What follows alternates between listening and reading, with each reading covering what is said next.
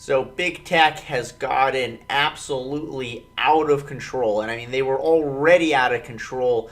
The gloves had already came off, and they were overtly censoring Republicans right before the election when they censored the Hunter Biden story. They censored Kayleigh McEnany, the White House press secretary's account. They had censored the New York Post account for 2 weeks right up before the election. And now that Trump has finally conceded, they have suspended Trump's account. If you go to Twitter right now, you can't even see any of Donald Trump's tweets. It just says account has been suspended. It's essentially just a blank page. So this is the beginning of full-on overt censorship. They're not just going to stop at censoring Trump. They're going to censor everyone that supports Trump. And they're already starting to do this. For example, Brandon Straka, who's a gay conservative who founded the Walk Away campaign, recently just got deleted from Facebook. They had over 500,000 Facebook followers, and the Walk Away campaign was essentially former Democrats who would tell their stories about why they were former Democrats and now they are Republicans. And there was hundreds of thousands of video testimonials on the Walk Away campaign, and it got completely deleted. They deleted the entire page. They deleted all the administrator accounts. They just deleted them from everything. And big tech works together. So Facebook, Google, YouTube, Twitter, TikTok, Instagram, Snapchat, they all work together.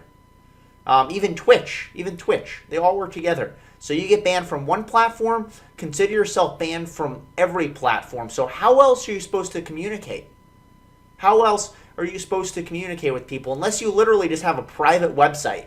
And if no one knows about your website, how do you advertise for your website without using big tech? You can't. This is the war on information. It is a war on free speech, and this is the beginning of Chinese-level censorship. And I think it'll even go maybe even further than that. And many people will say, well, in China, they don't have Facebook.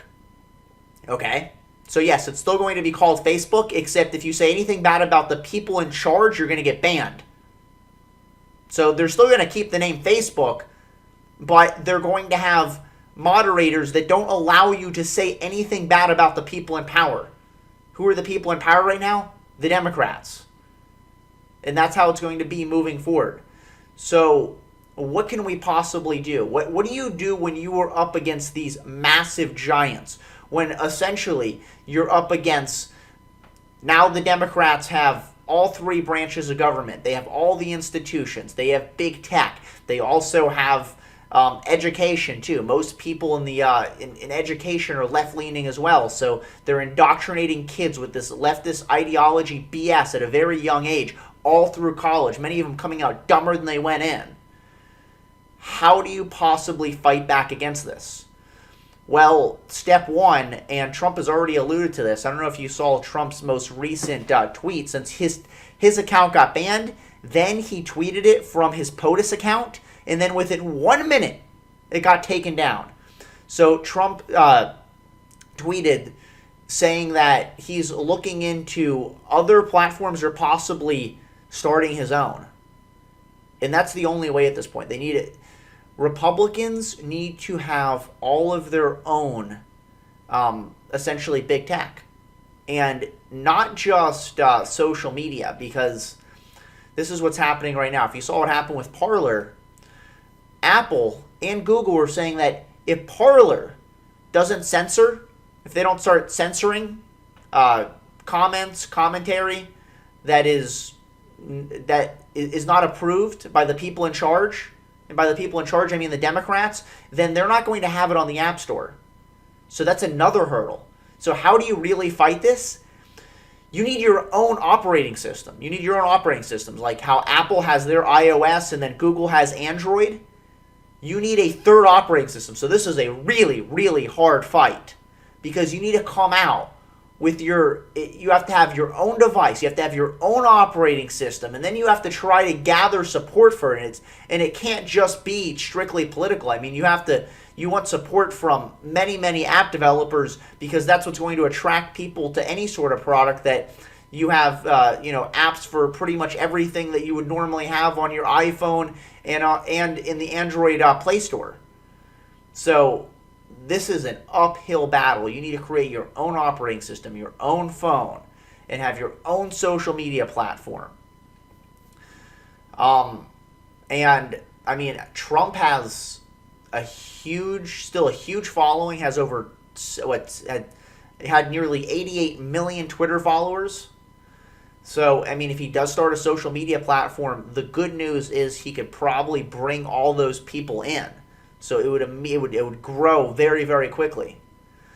But he does need help, and this is what I hope happens. I hope Elon Musk, the new richest man on the planet, teams up with Donald Trump, because Elon Musk has been very, very critical of big tech and has been very critical of the Democrats going back to the lockdowns.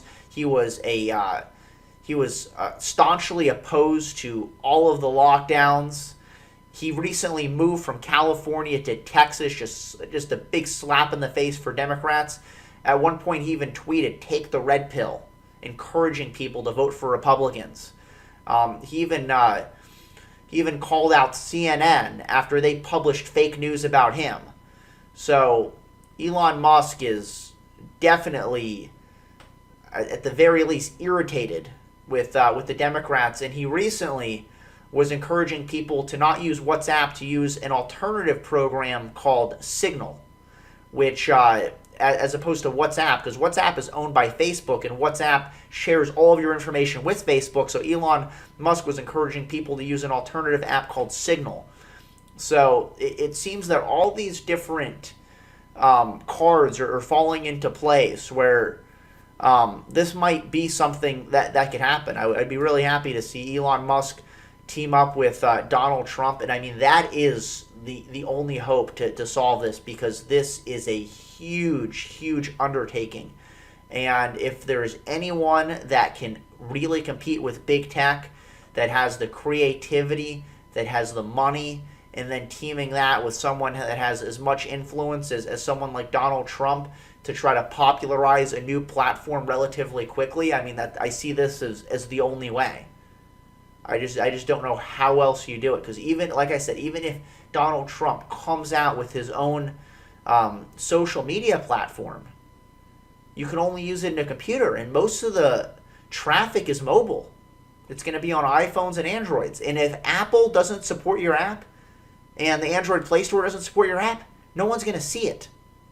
No one's going to be able to download it. So you need to be able to, at that point, you need your own operating system. So it's a big uphill battle, and right now it's scary. We are well on our way to communist-level Chinese censorship, and it's only going to get worse.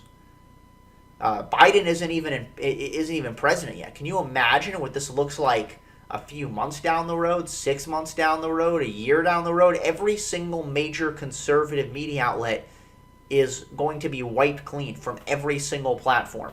There will be no Ben Shapiro. There will be no Officer Tatum. There will be no Candace Owens. There's not going to be any of these. There's not going to be any Steven Crowder. All these people are going to be wiped clean from every single social media platform.